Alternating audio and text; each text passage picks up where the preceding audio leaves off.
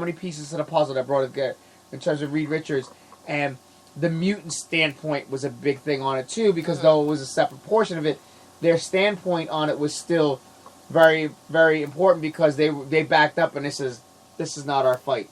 We're busy having we've had our own fight for decades, damn near a lifetime for people even beyond us, from the existence of mutants. We've had our own fight. This is not our fight. Yeah.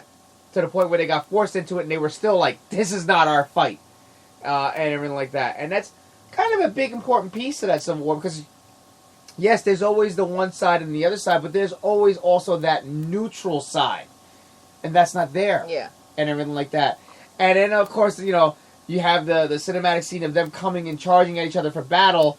And it was a funny meme about it, because it's like, what we were hoping for, and it's this big, huge thing of all these superheroes. And what we got, it was like, like 16 superheroes and everything like that. And it was like, that's kind of disappointing. I was expecting a big epic battle. Not that the battle probably wasn't great, but still, though, it was like, we were expecting something way bigger. One more time, we are not sitting here judging the movie. The movie. We're not judging the comic, but we are comparing the two. Right now, basically, they are in just two different mediums, because just while we have not fully seen Civil War, we do know it is the perfect fit for the Marvel Cinematic Universe. We are not saying it is not a perfect fit. Okay? These are the apples and the storytelling. Yes, these are the apples and oranges of it. So in terms of the storytelling, again, in terms of the storytelling, Civil War, the book, was a masterful piece of work. Absolutely. Because it involves so much. And I think that's where the movie misses it, because, again, you're missing those integral pieces to the puzzle if you want to tell that story. And that's only because, again, it's a copyright. It sadly turns into a copyright thing, because it can't include the Fantastic Four. Thank God Sony was willing to jump in and say, you know what, we're going to be a part of this and let's play ball. Marvel/Disney wanted Fox to be a part of this. They did. They were like, and Fox was like, no, we don't want to do it. No, we don't want to do it. And it's like, come on, we're leading up to something big. This is the beginning of it, and they wanted them to be a part of it, and they just wouldn't do it. So, it's a shame. Yeah. The biggest part for me, when it came to the graphic novel Civil War, that really tugged at my heartstrings to continue reading this character's story beyond Civil War, was the inclusion of Spider-Man. Yes. Yeah. Spider-Man. That's how you got hooked into Spider-Man. It did. Spider-Man's role in Civil War was absolutely amazing. From him joining the side you did not think he was going to pick, from him unmasking and knowing what unmasking himself held. He knowing he was putting his entire family and loved ones in danger, he did it anyway, knowing he might not protect them. And spoiler alert, in the comics he didn't, but none of that matters now, because they've rebooted the franchise like 3 or 4 times. But all of that, other than the Fantastic Four parts, which tugged at your heartstrings and made you hate Reed Richards, I feel like the Spider-Man point of it was so huge. And, seeing they had Spider-Man in Civil War was like, holy shit, At least they got that piece of the puzzle. Yes, they got that piece. So that did make me happy.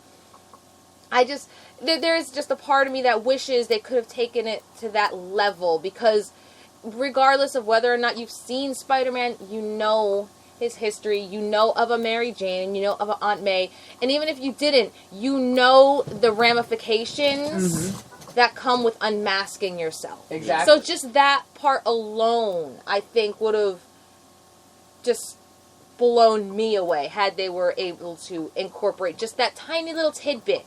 Yep.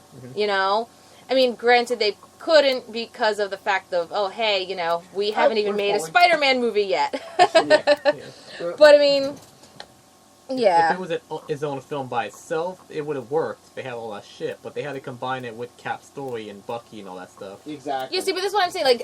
As far as it being in the Marvel Cinematic Universe, it works. Yes. Again, we're not saying it's a shit movie. We are not. No. Yeah, none of us are saying it's a shit movie.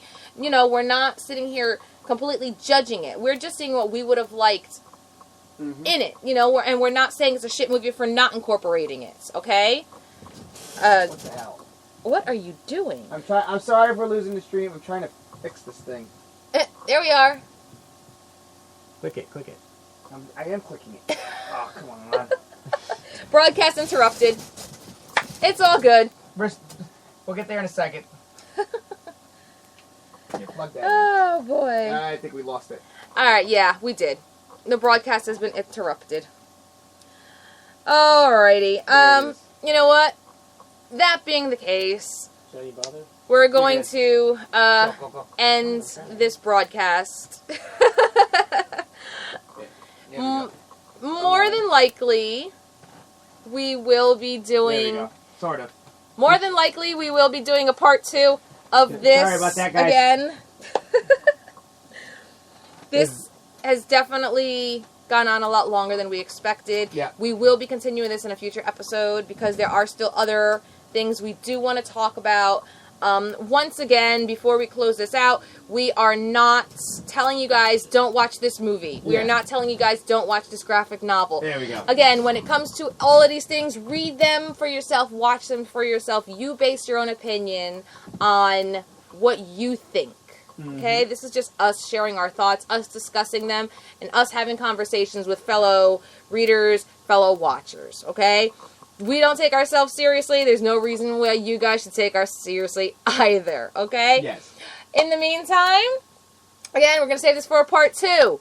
Follow us on Facebook.com/NerdHerdersRadio, Facebook.com/DamienDragonEntertainment, Facebook.com/NightwingCT, Facebook.com/VivaFoxyFoxy. You can follow Spike and I and Danielle on Instagram at JoyZDanny78, at VivaFoxyFoxy, at NightwingCT. You can follow those 3 on YouTube at youtube.com/DVargas802, at NightwingCT, and at, I don't know Danielle's handle.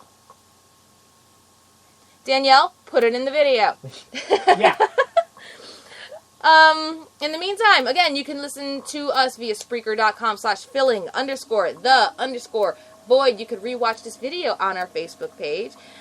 You can also listen to playback of every single one of our episodes, as well as the other shows that Filling the Void has to offer on SoundCloud, Google Play, iTunes, Stitcher, YouTune, or some shit like that. And hopefully iHeartRadio. I don't have it in front of me. Oh, TuneIn. It's called TuneIn. Okay. Woo! Got it. All right.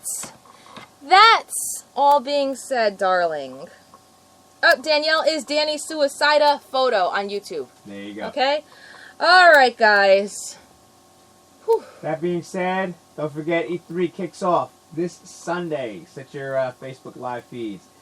That being said, Foxy, you my nerd herder. You my nerd herder. Spike, you my nerd herder. You might have heard it. And everybody watching at home, bearing with the technical difficulties, you are nerd herders. We'll see you soon. Enjoy E3. Enjoy your week and your weekend. Have a great time. Bye. I got that